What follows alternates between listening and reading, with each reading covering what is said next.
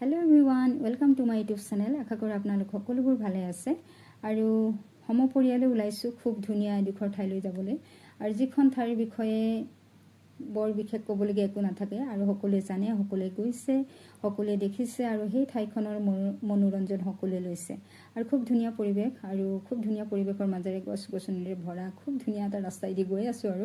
আৰু যি নহওক বাৰু এনেকুৱা সময়বোৰ আমি সদায় নাপাওঁ আৰু যেতিয়া আমি পাওঁ সেইখিনি যাতে যেন আমি হাসি ৰাখিব পাৰো নিজৰ প্লেটফৰ্ম বিলাকত সেইকাৰণে আমি তেনেকৈ সৰু সৰু ব্লগিং বিলাক আমি বনাই নিজৰ প্লেটফৰ্ম বিলাকত আমি ৰাখি থওঁ যাতে যেন পুনৰাবৃত্তি আমি আকৌ কৰিব পাৰো বা চাব পাৰো ফাইনালি আহি পালো আমাৰ ৰুম আৰু এয়া হৈছে আমাৰ ৰুমৰ পৰিৱেশ অকনমানকৈ আপোনালোকক দেখুৱাইছো আৰু ইয়াৰে বাহিৰৰ পৰিৱেশ দেখিলে আপোনালোকে নিশ্চয় গমেই পাব এয়া হৈছে শিলঙৰ পৰিৱেশ আৰু আহিছো আমি শিলঙলৈ ইয়াৰে অলপ ঠাণ্ডা হাৱা খাওঁ বুলি অলপ আহিছো